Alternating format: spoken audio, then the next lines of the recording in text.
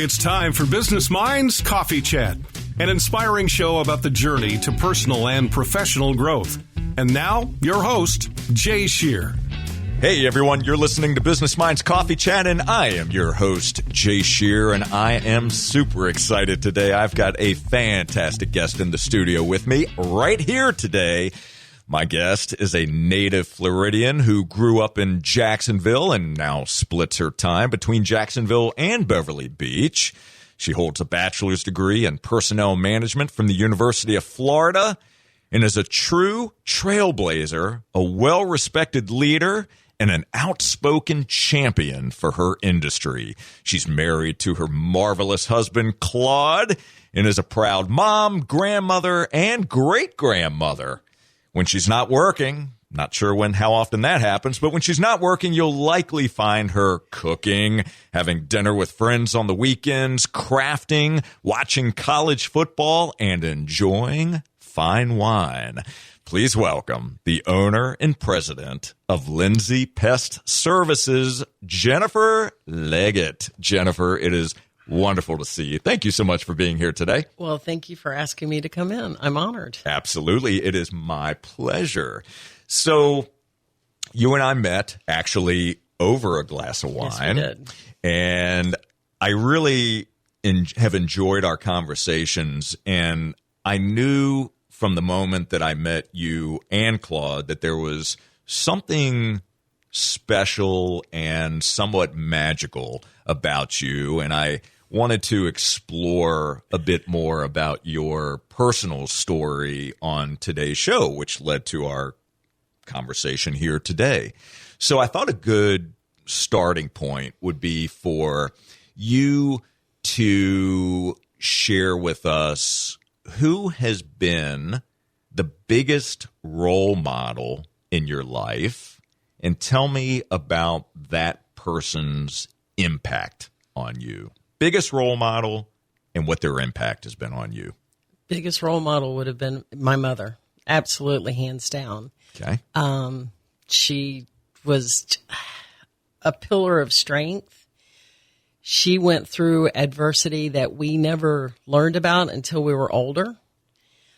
She raised her daughters not to rely on any sorry blankety blanks for their existence. Mm-hmm. And she just instilled confidence in us, even though she questioned when she told me she put me in dance lessons when I was very young so that it would build my confidence. And I think sometimes that might have gone a little too far. Yeah. Because sometimes I'm a little outspoken when I shouldn't be. But no, Mom, hands down, because of all the adversity she went through and just what she gave up so that her children could all be successful. So tell me, first of all, what was your mom's name? Joan. Tell me a little bit about the adversity that you knew about or that you found out about that your mom experienced. And when you think about that adversity and you think about how she was able to navigate that, what lessons did you take away from her that you still think about today? Okay. Very sad story. Mm-hmm. I am one of 9 children. Mm-hmm. Mother had 9 children. Wow. She had 5 with her first husband. Okay. And he had come down to Florida and said, I've got a great job. I've got all these things going on. Put the kids on a bus. So Mom put 5 children on a bus, came down to Orlando. I believe she lost her wallet on the way. She still made it to find out that he didn't have a great job. He wasn't the person that she thought she had married. Mm. And she ended up waking up and getting a job the next day to support the family, wow. Which that was in Orlando, which was marvelous because my dad was running a paint job down there and she was the hostess of the diner, and they met and fell in love. And Daddy waited on her to go back up north and get an annulment. And then they got together, and that's when they relocated to Jacksonville after a brief. Daddy had a job up in Athens, Georgia. So Of us last four, my brother Roy was born in Athens, and then Mom and Dad relocated to Jacksonville, and that's where my sister Barbara, myself, and our younger brother Andy was born. And Mom just she did what it took. Our parents gave up everything for us so that we could all succeed. My sister Barbara and I were the first two to go to college, and Mom actually went back to work to help when Barbara left to go to the University of Georgia. And it's funny, I spent my first year at the University of Georgia and then transferred to the University of Florida. Okay. And because I was working my way through school. And I mean, it was just it. We started working at a young age. We were my dad was a self-employed painting contractor. And Mom took care of the books.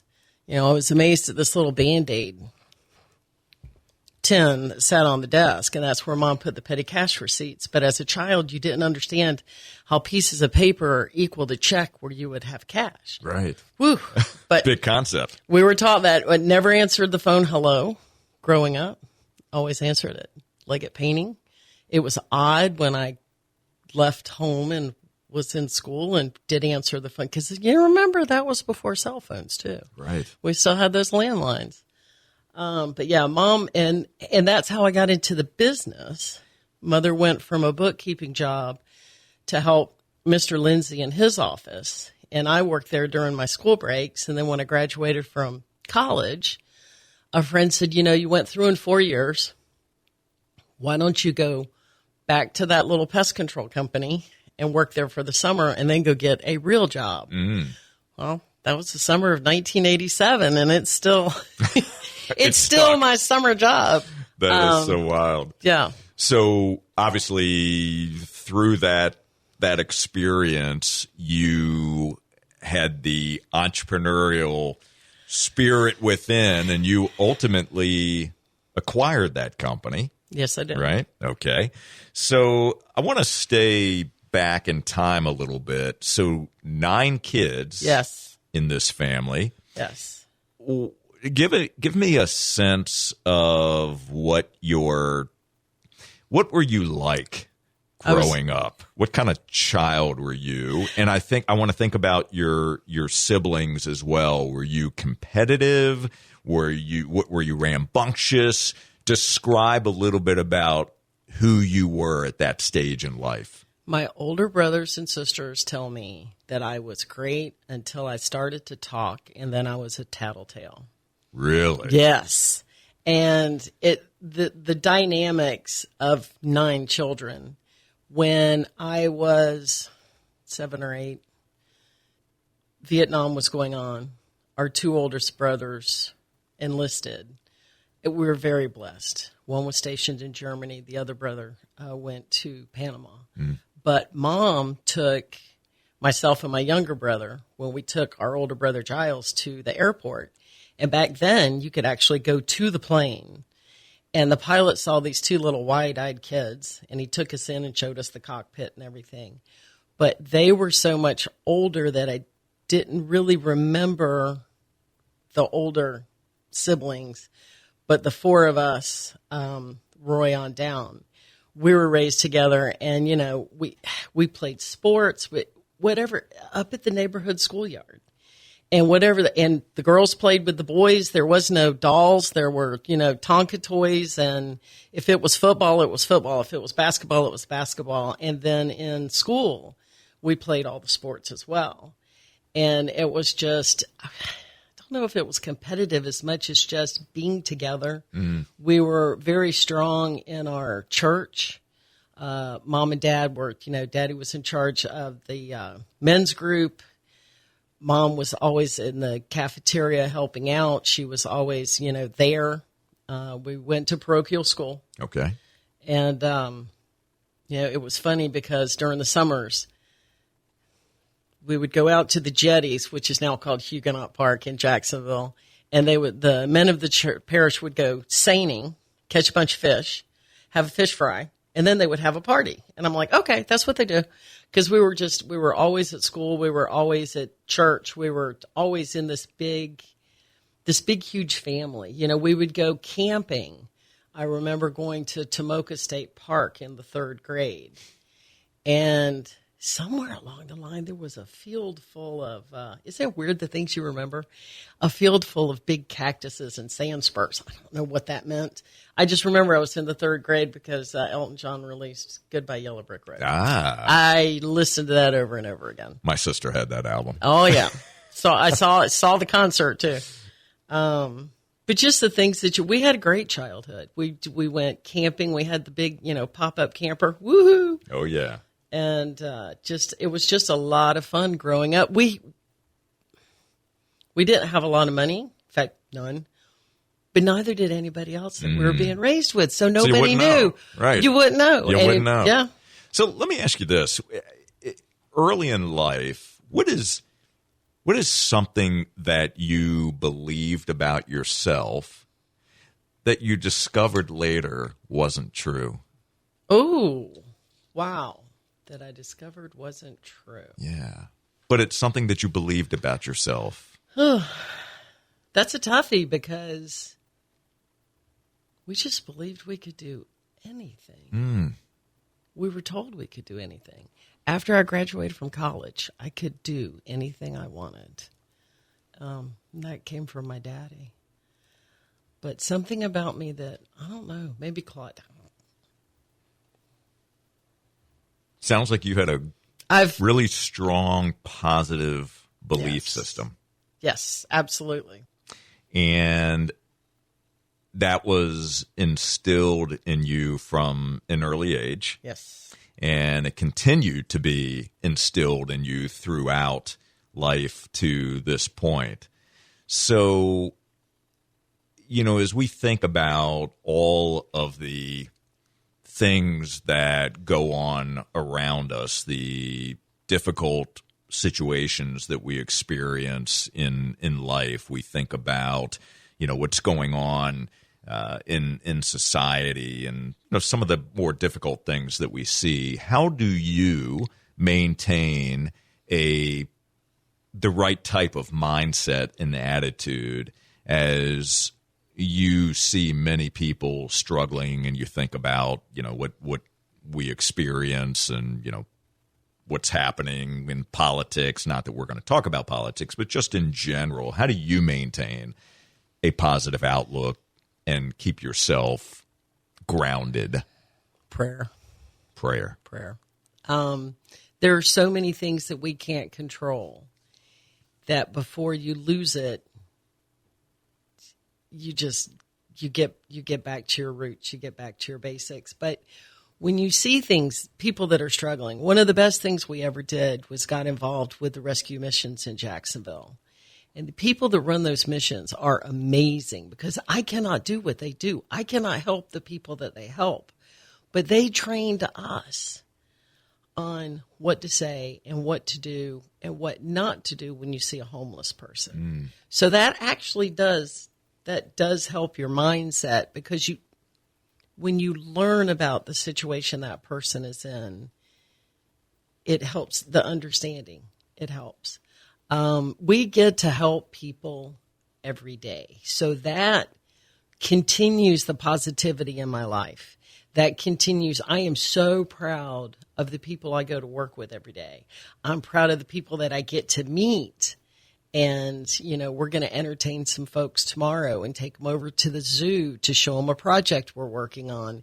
And it's all points of pride. And, yeah. That is wonderful. So, Jennifer, we are going to hit pause on our conversation here to take a brief break to thank our amazing sponsors. My friends, don't you go anywhere. You're listening to Business Minds Coffee Chat. We will be right back.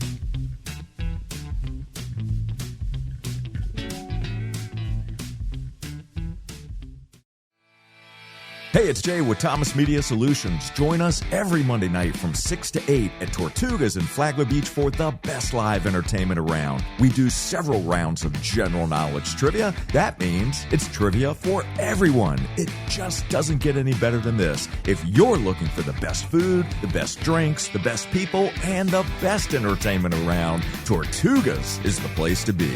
Make sure to get there early to get a seat. See you there. This is Jay Shear. Are you a business owner or entrepreneur trying to figure out how to improve and achieve greater results? If so, I'm speaking to you. I provide the tools, coaching, and accountability you need to gain clarity around your personal and professional goals, remove the excuses holding you back, build the mindset, leadership skills, and proven strategies to grow your business and become the best version of yourself. To learn more or to apply for my coaching services, call 904-236-0431 or visit jshearbusinessconsulting.com. All right, here we go.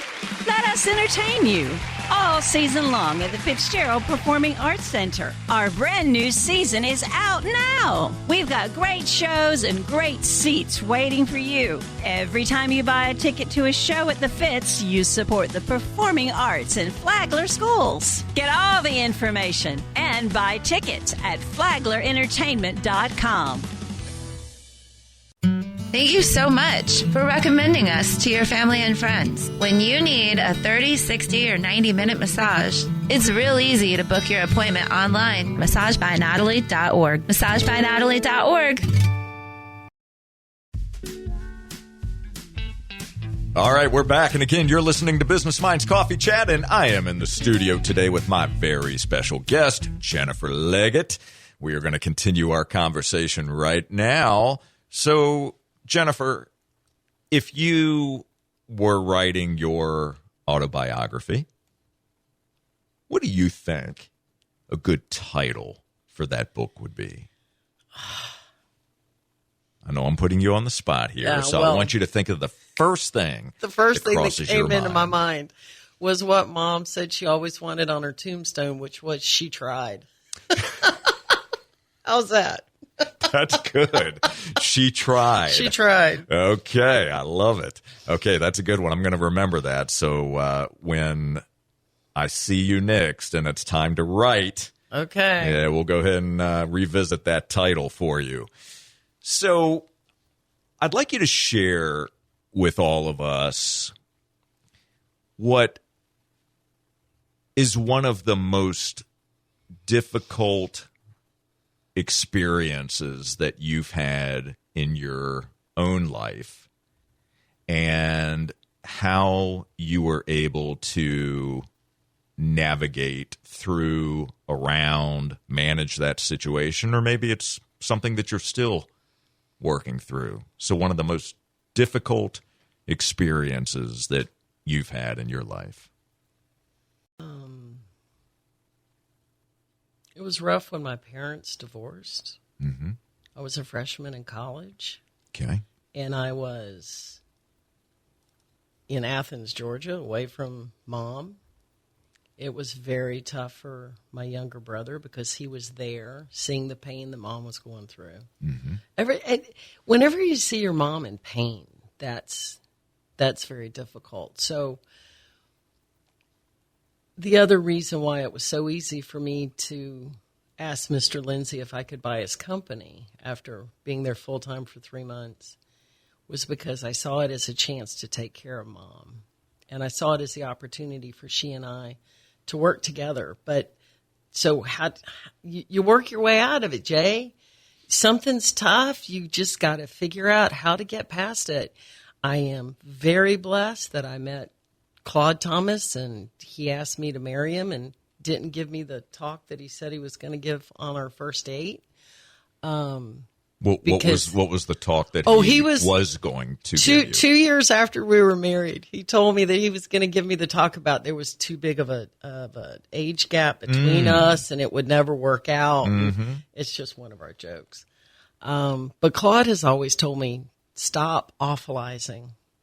Don't awfulize. You get something in your head and you see the worst part of it. You don't see the better part of it. You don't see where it's going to make you better or what you might need to change to overcome the adversity. Well, that is excellent advice. I love that. So share with us briefly how you and Claude met. We were at the pest control industry has a lot of very, very good educational seminars all over the state, nationwide, worldwide as well. But I went over I was very young. and went to Florida A&M University for a field day. I was recommended to go by one of the distributors. And because I didn't know anybody there, I was sitting with the distributors because I knew them. Okay. And Claude came over to introduce himself because he was at that point a manufacturer's rep and thought there was a salesperson he hadn't met yet. And he walked over and he introduced himself, and I looked up and I was done, Jay. It was love at first sight. You knew. I was done. And yeah. I'm going to ask you to pause for just a moment. What was it specifically, if you can think back, what was it specifically about him that in that moment when you first met, you knew he was the one? What was it? Was it charisma? He was introducing himself, and I was sitting down, and he was standing, over me, and he said, I'm Claude Thomas, and who are you? And I said, I'm Jennifer with Lindsay Pest Services. And he said, and what do you do? I said, I own it. But it was that spark. That really does happen. And now it took some convincing of Claude. And then, because I just kept, we kept showing up at the same industry events.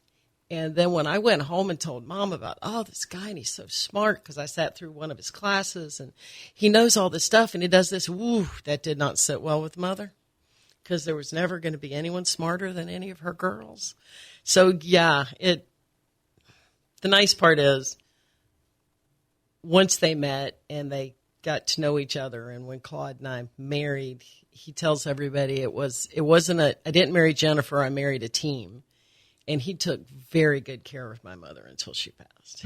Excellent, excellent care. That's of beautiful. Both of us. That is beautiful. So, Jennifer, if you could have a conversation with any one person that's either living or no longer with us, and you could ask that person one question and one question only, who is the person that you would want to have that conversation with, and what is the one question that you would ask? So the who and then the question. The who and the question, that is a toughie. But you can give it to me. I don't know. There were so many people. There's so many historical people I would love to have a conversation with. I wouldn't mind sitting down with Ben Franklin and what would you ask Ben Franklin? Where did he come up with what he did? Where did that come from? To sit down with Mother Teresa. How did you have that much compassion in your heart for other people? I think there are a lot of historical characters that people in history, not historical characters, that I think would be absolutely fantastic. So, two very powerful ones right there, Ben Franklin and Mother Teresa. I appreciate you sharing that. So tell me how you define success today.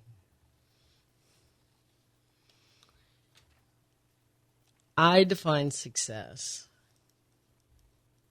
by the success of the people that work with us. To see their growth, to see their family growth. We've actually had one person who retired working with us after he worked with us for 20 years. So I joke that he started working for me when I was 15. We have other team members that are just, their children are growing up and going to college and succeeding in life. And just, it's the success of the others around me. That's what I want to see. So if there was one leadership skill that you feel today that you can improve upon. Oh, yeah, there's a lot. Give me the top leadership skill that you think about that you're working on, but you still realize there is a gap there. What is it for you? To keep my mouth shut and listen more. Listen more. And when you find that you're in one of those situations where, you know, on the one shoulder it's saying, Jennifer, be quiet, keep the mouth closed. Just listen. And the other shoulder on the other side, it's like, talk. How do you work through that battle? Do you realize it in the moment? Or is it not till later where you're like, oh my gosh, I should have just shut my mouth? When I'm lucky, I realize it in the moment. Okay. When I'm not is later, when I'm going, why didn't you just shut up and just let it happen? Why didn't you just let it happen? Why didn't you just stop and hear them out and then come up with a brilliant, well, what do you think? So, yes, I have a lot of work to do in that department. Well, that's okay. I mean, we're all a work in progress, and I think that the self-awareness is the most important piece, recognizing that even though we've come this far, right, and that we have reached some level of success, however we define it, and you gave a great definition of success, by the way, but that we still have things to learn. Yes. We can still improve. Yes. We can still become a better version, a better leader, a better community leader, give more, etc. So what is a piece of advice that you would give to someone who is interested in starting a business? So an entrepreneur, not someone who necessarily wants to go to work for someone else, but somebody who wants to start a business. What would be a piece of advice you would share with them from experience to help them, inspire them, and be aspirational? What would you share with them? Well, to have a plan, to have timelines. That is where we've started seeing a lot of success, is by setting goals and working towards them. But to have a plan and to have a mindset that if something messes you up, it's okay. Look at all the stories of horrible failures, yet people have risen like phoenixes out of the ashes and become, gazillionaires. So just don't let the roadblocks run you off the road. So let me ask you something about having a plan. And I agree with what you're saying. I think having a plan is important, timelines, goals, etc. Do you think that you have to have it all figured out? You won't have it all figured out. What is it? You write the plan, then work the plan, then rewrite the plan. You go back and revisit it. No. Yeah. If we had everything figured out, Jay, no. You don't have everything figured out, because there's going to be some sort of a curveball's going to come out of somewhere. Absolutely. So you shared with us what success means to you. As we're wrapping up our conversation today, I would love it if you would share how you define a meaningful life. What does a meaningful life mean to you today? Ooh, a meaningful life to me is being able to continue to give to others, to help them better themselves, better their lives. Being able to help, being able to listen, being there when someone calls and they just want to vent about whatever someone has done to them, and being able to stop and say, okay, I can take those 3 minutes out of my life to help this person feel better, and then joke with them at the end and go, okay, do you feel better now? Can we get on? Can we get on with our day? That's great. But yeah, I love that.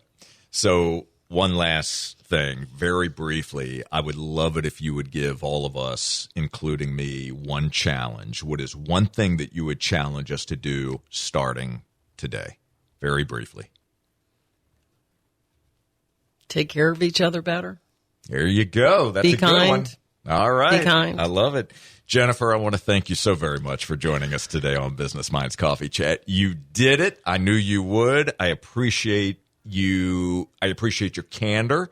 I appreciate you sharing part of your story, family background, etc.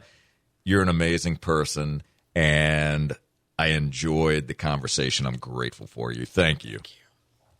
Absolutely. And for all of you, I want to thank you so very much for tuning in. We will be back next Saturday morning at 8:30. And until then, my friends, keep learning and growing, and keep doing the work to reach your potential. Take care.